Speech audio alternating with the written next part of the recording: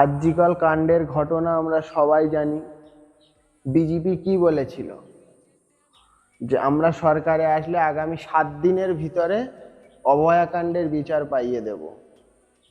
এখন প্রতিশ্রুতি কি হচ্ছে, আগে এই ভিডিওটা দেখুন।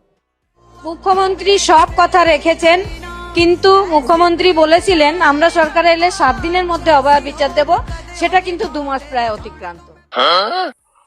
তারপরে কি হলো, অভয়ার মাকে ভোটে দাঁড় করানো হয়, এমনকি ভোটে জিতেও গিয়ে। জেতার পরে কি হল, অভয়ার মা রত্না দেবনাথ তিনি এখন কি বলছেন, বলছে আমার মেয়ে রেপ হয়নি।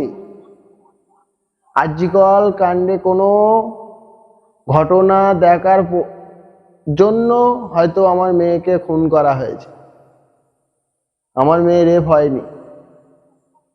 এই ভিডিও ধর্ষণ নয়, আমার মেয়েকে খুনই করা হয়েছে। ও হয়তো হসপিটালে কিছু জেনে ফেলেছিল কিনা আমি জানি না, তবে খুব ভয়ে ছিল।